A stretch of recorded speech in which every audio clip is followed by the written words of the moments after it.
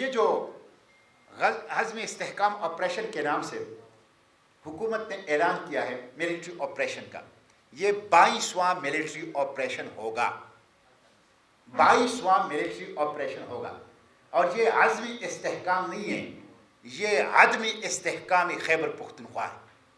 میں اس کو مسترد کرتا ہوں اور میں اس کی مذمت کرتا ہوں، اور میں حکومت سے پوچھتا ہوں کہ آپ نے 21 چھوٹے بڑے آپریشن کیے ملٹری، امن کیوں نہیں آیا؟ آج اگر آپ کہتے ہیں کہ امن نہیں ہے، بدتخوری ہے، ٹارگٹ کلنگ ہے، بدامنی ہے، دہشت گردی ہے، تو اس کا مطلب ہے کہ آپ کے 21 چھوٹے بڑے آپریشن ناکام ہو چکے ہیں، اور military operation part of the solution نہیں ہے، military operation part of the problem ہے۔ اس لیے کسی ملٹری آپریشن کی اجازت نہیں ہوگی۔ میں حکومت سے پوچھنا چاہتا ہوں، آپ نے 8 معاہدے کیے، آپ کے معاہدے کیوں ناکام ہو گئے؟ کیوں معاہدے ناکام ہو گئے؟ اس لیے کہ نہ ملٹری آپریشن امن کے لیے تھا اور نہ معاہدے امن کے لیے تھے۔ نہ ملٹری آپریشن کو عوام کی تائید حاصل تھی، نہ معاہدوں کو عوام کی تائید حاصل تھی۔ نہ ملٹری آپریشن کو پارلیمنٹ کی تائید حاصل تھی، نہ معاہدے کو پارلیمنٹ کی تائید حاصل تھی۔ جب عوام کو بائی پاس کیا جائے گا، پارلیمنٹ کو بائی پاس کیا جائے گا، چند لوگ اپنے بند کمروں میں بیٹھ کر آپریشنز کا فیصلہ کریں گے، معاہدوں کا فیصلہ کریں گے، ان معاہدوں اور آپریشن سے کوئی امن نہیں آئے گا۔ اس لیے ہم اس ملٹری آپریشن کو مسترد کرتے ہیں۔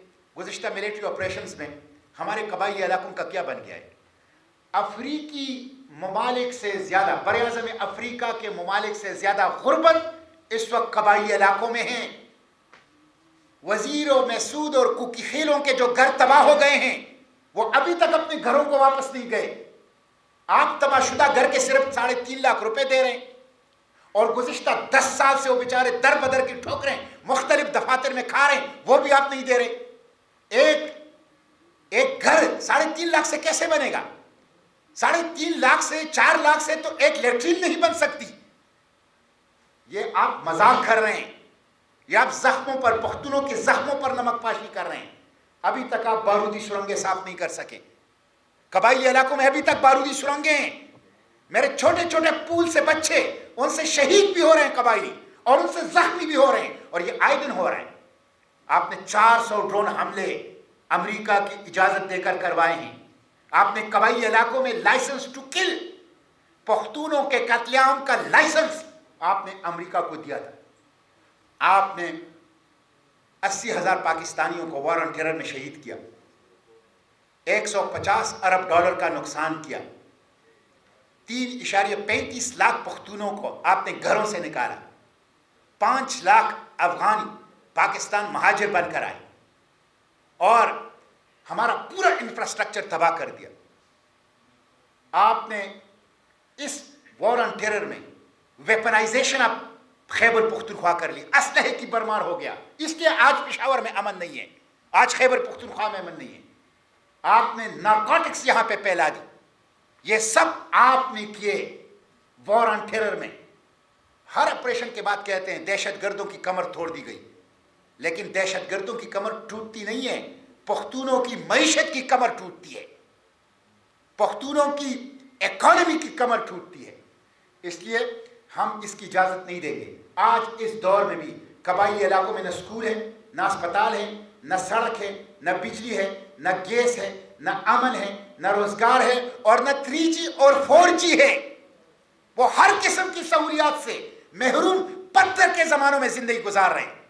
یہ ظلم قبائلی علاقوں سے، خیبر پختونخوا کے عوام سے یہ وفاق نے کیا ہے، اور ان اداروں نے کیا ہے، اسٹیبلشمنٹ نے کیا ہے، جنہوں نے یہاں گزشتہ 20-22 سال سے بالخصوص ملٹری آپریشن کیے ہیں۔ آج خیبر پختونخوا آپ کیا سمجھتے ہیں؟ خیبر پختونخوا کی آپریشن تھیٹر ہے؟ آئے روز یہاں پہ آپریشن کرنا، یہ کوئی آپریشن تھیٹر نہیں ہے۔ یہ کسی آپریشن کی یہاں پہ اجازت نہیں دی جائے گی۔ اس لیے یہ سوال بالکل جینون ہے، اور میں نے یہ بار بار پارلیمنٹ میں پوچھا ہے کہ جب آپ نے باڑ لگا دی، جب آپ نے فوج لگا دی، جب آپ نے FCC لگا دی، جب آپ کی انٹیلیجنس ایجنسیاں ہیں، جب آپ کی پولیس ہے، جب آپ کی اسسٹنٹ کمشنر ڈپٹی کمشنر ہے، جب آپ کی وفاقی اور صوبائی حکومت ہے، تو یہ دہشت گرد کہاں سے آتے ہیں؟ کہاں سے یہ دہشت گرد آتے ہیں؟ اور دہشت گردی کی کارروائی کر کے محفوظ انداز سے کہاں جاتے ہیں؟ قوم کو اس سوال کا جواب چاہیے، قوم کو اس سوال کا جواب چاہیے۔ اس لیے باڑ لگانے کے بعد دہشت گردی کم نہیں ہوئی، دہشت گردی بڑھ گئی ہے۔ جب آپ نے باڑ لگا دی 95% بارڈر پر، تو مسئلہ افغانستان کے اندر نہیں ہے، مسئلہ آپ کے اندر ہے۔